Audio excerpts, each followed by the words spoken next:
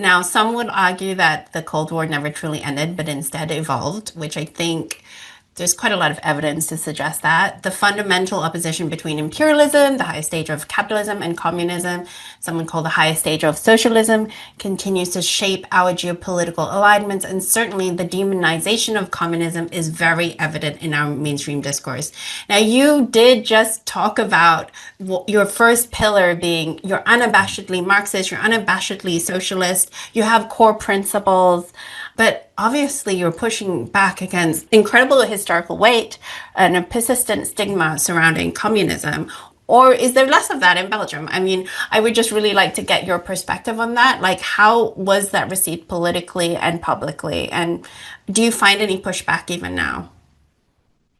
Yeah, first of all, I do think also as long as there is an alternative for capitalism, and there is an alternative for capitalism, there will be a Cold War of the capitalistic and imperialist system against this alternative. And obviously, the first real Cold War started immediately after the October Revolution with the invasion of the Soviet Union and etc. And it lasted on until 1991. The whole history of the Soviet Union was also a history of really imperialist forces trying to destroy the socialism. The whole history of the Cuban Revolution, of course, is history at the same time of the Yankees, of the US forces trying to destroy the Cuban Revolution, even it's a small island with only 10 million people, etc. And this murderous embargo, it's a war crime against Cuba. So there is a Cold War. There's always been a Cold War, like there is a Cold War against China. So I do agree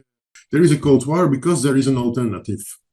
So there was never an end of history, like Fukuyama did once said after the fall of the Soviet Union in 1991. This American sociologist Fukuyama said there's the end of history. There was never an end of history. There's always been an alternative now also with China. And so there was anti-communism since the beginning, and anti-communism was a base for fascism, was a base for war, etc. And still is. There is still anti-communism.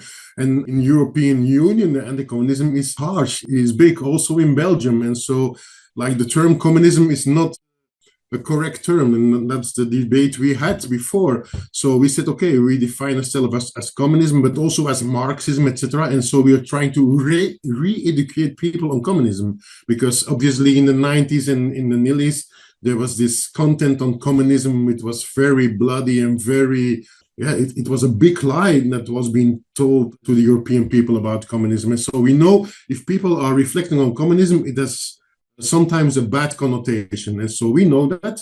And so we are trying to re-educate step by step on the noble content of communism, and to have a common world, to have a common economy, and to have a common goal forward to educate, liberate, etc. mankind, humankind, and the environment. So the content at itself of communism is a very noble content. It's not like this chauvinistic, nationalistic, imperialistic robbers, and their content of their society view is not noble at all. It is plunderous and murderous. And so our noble content, we try to advance this, and we defined ourselves at the Renewal Congress in 2008 as a Marxist party, and we redefined, we said, okay, Marxism will still be very important to understand the world, the history of the world, the economy of the world, the struggle between the classes, the experiences of socialism. We need Marxism, we said at that time, and that was 2008. It was against the current. Today, I see that the young generation is more and more open for socialism, for Marxism. In the United States, the socialism as a project has become popular, and I do think also in Belgium, in the UK, there is much more eager to know about the alternative on capitalism and imperialism than there was before. So I'm glad we hold the red flag in the difficult times, and there will be now more better times to talk with younger people on the liberation of humankind.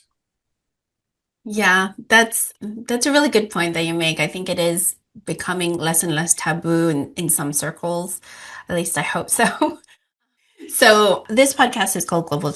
Sorry. Did you wanted to say something? Yeah, I do think, sorry, but I do think so also it's of course linked with the crisis of their system because they are talking about their system. They were talking about Green Deal. There is no Green Deal at all in Europe. They were talking about climate change and reaching the goals of Paris. They are not reaching the goals of Paris. They are destroying the earth. They were talking about peace and peace councils, etc. There is no peace council. There's no peace. They are waging war, etc. They are talking about having more space for yourself in the work, but there's more slavery, work-related slavery, literally and figuratively, with the flexibility of the market of labor. So the fact that they have no alternative makes also the situation that people are saying, okay, I tended to believe all what they say on the television, but it's not corresponding with my life and with my bills and with my situation. So maybe, and there will be a search for something else than this capitalistic way of view. And so there's also the disaster of their politics and their system that makes a more profound and open space for us. Because if we don't take that space, it will go to the right wing because they are also in that same space trying to recuperate people who are really angry, to recuperate them for the system. So, yeah.